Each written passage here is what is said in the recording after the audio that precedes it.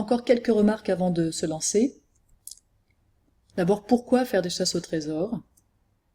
Parce que vous permettez que la mémorisation soit associée à un lieu. Alors, par exemple, si vous faites mesurer la hauteur d'un bâtiment à l'aide du théorème de Thalès, bien les élèves pourront plus tard réactiver ce théorème de Thalès en se disant « Ah oui, je me souviens, on l'avait utilisé pour mesurer la hauteur de tel bâtiment ». Parce que ça permet de mettre en pratique des notions abstraites, typiquement ce que je viens de dire, mesurer la hauteur d'un bâtiment avec le théorème de Thalès, même si c'est pas la chose la plus abstraite du monde, le théorème de Thalès, ça reste hors contexte quand même un théorème mathématique. Ça permet de faire découvrir Genève à nos élèves, ça permet de faire de l'interdisciplinarité ou en tout cas de la pluridisciplinarité en mettant plusieurs disciplines autour d'un même thème et autour d'un même jeu. Il peut y avoir une question qui sera plus autour du français, une question plus autour de la physique, etc. Voilà, on est autour un peu dans la pédagogie orientée projet.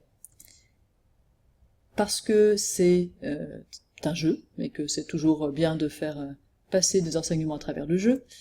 Et puis parce que ça fait sortir, et donc ça diversifie pour l'élève, ça diversifie la classe. Quelques conseils sur le contenu. Choisissez un thème pour que ce soit ludique. Ce sera beaucoup plus intéressant, même si vous avez l'impression peut-être que c'est un peu accessoire. Par exemple, mon histoire de la soupe de la mère Royaume et de retrouver les légumes. On est d'accord qu'après les questions n'avaient aucun rapport avec ce thème.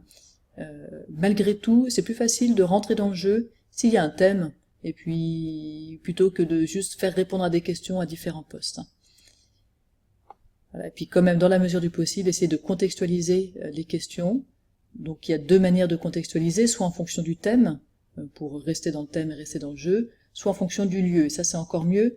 Si vous pouvez créer des questions auxquelles on ne peut répondre qu'en étant sur place, eh bien ça rend les questions beaucoup moins artificielles, et le fait même de sortir et de faire le jeu est moins artificiel, puisqu'on doit être sur place pour répondre. Donc typiquement, on va bien sûr mesurer la hauteur d'un bâtiment, je suis toujours là-dessus, mais ça peut être d'autres choses, ça peut dépendre d'informations qu'on trouve sur des panneaux dans la rue, ça peut dépendre de la couleur d'un bâtiment, de la taille d'un bâtiment, enfin bien sûr de choses qu'on observe.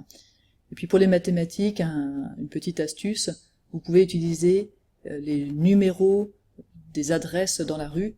Vous faites aller les élèves sur un bâtiment, ils lisent le numéro de la rue correspondant et ils peuvent ensuite travailler à partir de ce nombre, faire un calcul par exemple avec.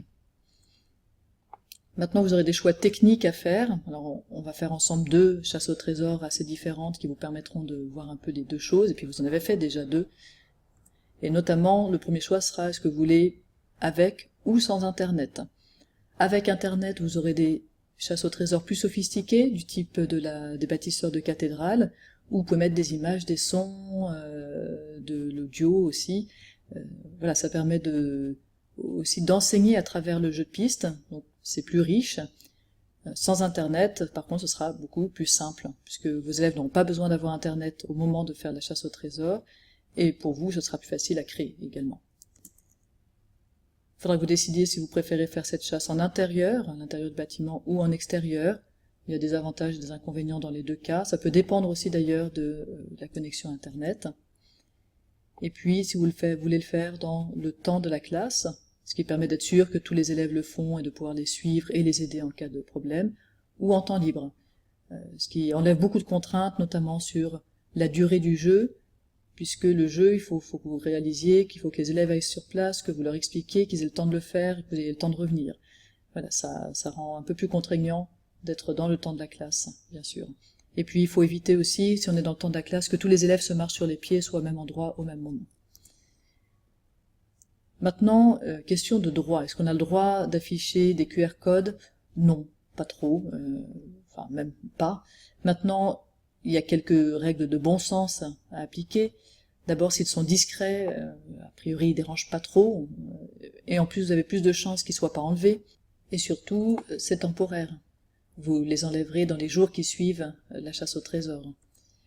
Enfin, surtout si vous comptez les laisser un peu plus longtemps, faites en sorte qu'ils soient accessibles. Ça veut dire qu'il faut que les questions, tout le monde puisse y répondre. Si quelqu'un par hasard flash le QR code, il faut qu'il puisse répondre à la question. Et puis, si possible, même qu'il puisse faire le jeu en entier. Donc mettez un point d'entrée vers la première étape du jeu, ou vers une présentation du jeu pour que la personne puisse faire le jeu en entier. Et vous pouvez aussi donner vos coordonnées pour qu'on puisse vous contacter si jamais on veut vous dire que le QR code gêne. Je vois 3 types de chasse au trésor. Les jeux de piste. On va aller de l'étape 1 à l'étape 2, à l'étape 3, etc. jusqu'à aller à la dernière étape où on a gagné. Des jeux de type collection, alors un peu comme les Pokémon ou comme l'histoire de la soupe où on a des ramassés des légumes, où on sait à l'avance tous les endroits où on doit aller, et on va collecter des informations à chaque endroit.